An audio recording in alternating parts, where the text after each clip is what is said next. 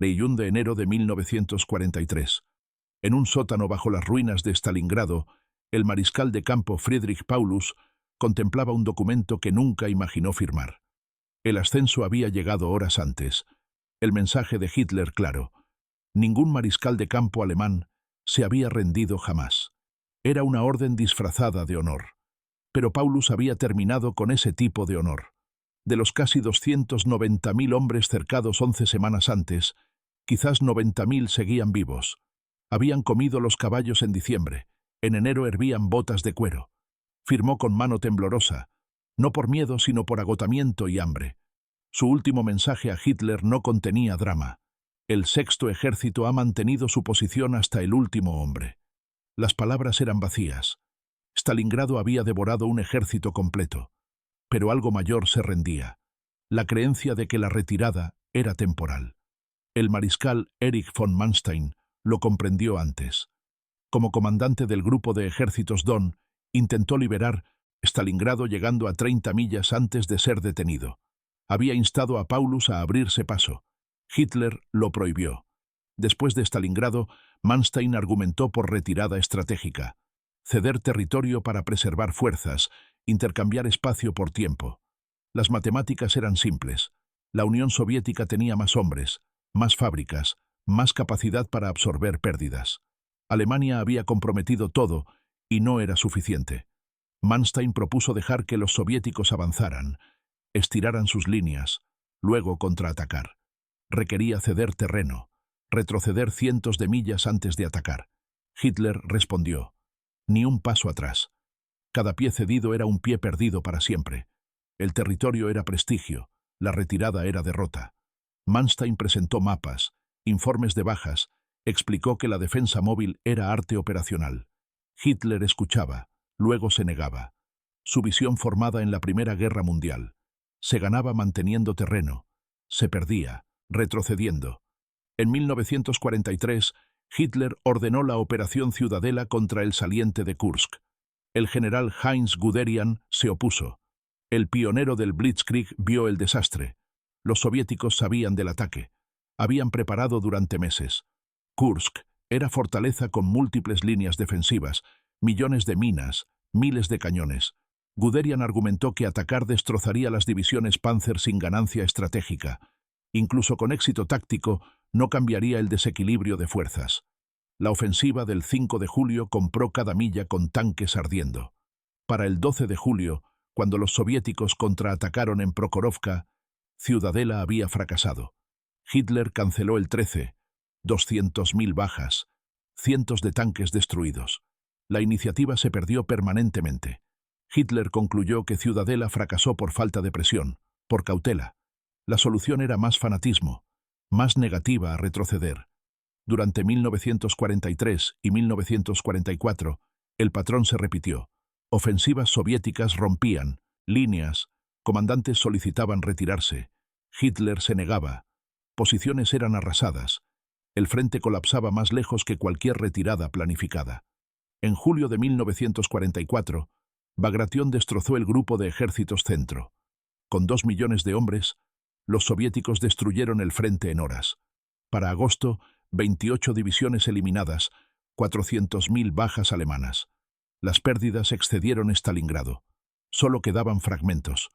Guderian, como jefe del Estado Mayor, debía coordinar la defensa con divisiones fantasma, sin combustible, con soldados sin entrenamiento. Presentaba informes sobre concentraciones soviéticas, huecos en líneas, imposibilidad matemática de mantener posiciones. Hitler descartaba todo como mentiras derrotistas. En enero de 1945, Guderian presentó evidencia de concentración soviética masiva en Polonia. Hitler respondió que era el mayor farol desde Gengis Khan.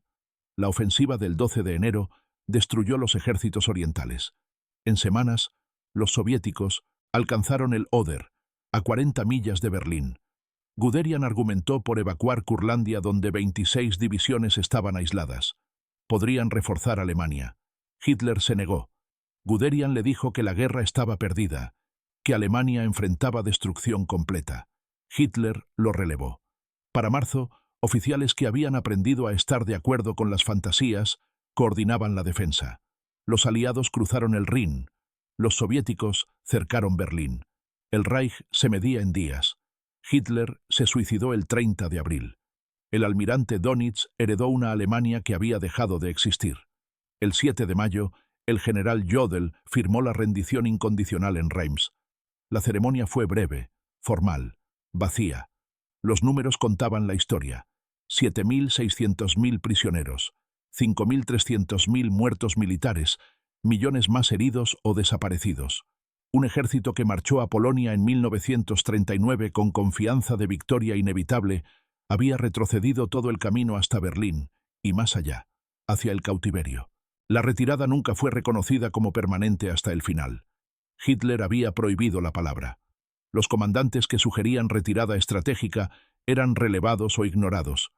Los ejércitos que debían retirarse a líneas defendibles fueron ordenados mantener posiciones indefendibles y destruidos en el lugar. La defensa móvil que Manstein defendió en 1943, que podría haber prolongado la guerra o creado oportunidades para un acuerdo negociado, fue rechazada en favor de resistencias fanáticas hasta el final, que no lograron nada excepto más bajas y más destrucción.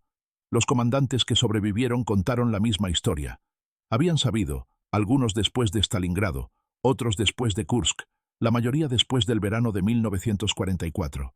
Sabían que la guerra estaba perdida, que la retirada era permanente, que Alemania se dirigía a derrota total. Pero saber y actuar eran cosas diferentes. La Wehrmacht era instrumento de Hitler. Decir la verdad significaba relevo del Sintossendeton, mando o ejecución. Los comandantes que conocían la verdad pero no podían actuar, se encontraron en posición imposible. Podían ver el futuro claramente, calcular las matemáticas de fuerzas en declive, territorios que se encogían, recursos agotados. Leían informes de inteligencia sobre fuerza soviética y aliada. Sabían cómo se vería el final. Luego regresaban a sus cuarteles y emitían órdenes para una línea defensiva más, un contraataque más, un intento desesperado de mantener terreno que no podía mantenerse, porque esas eran las órdenes desde arriba, y el sistema no tenía mecanismo para reconocer la realidad.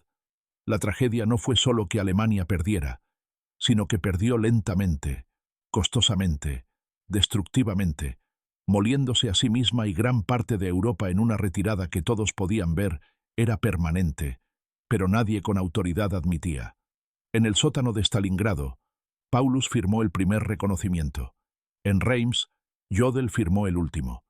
Entre esas firmas yacían 2 años y 3 meses de retirada permanente, nunca llamada retirada, de líneas defensivas que existían solo en mapas, de ejércitos que lucharon y murieron porque la retirada estaba prohibida, incluso cuando era la única opción sensata.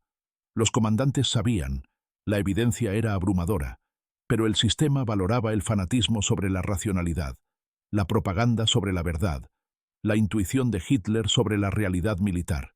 Siguieron luchando, retrocediendo hasta la rendición incondicional, y la retirada solo fue reconocida como permanente cuando no quedaba ningún lugar al cual retroceder.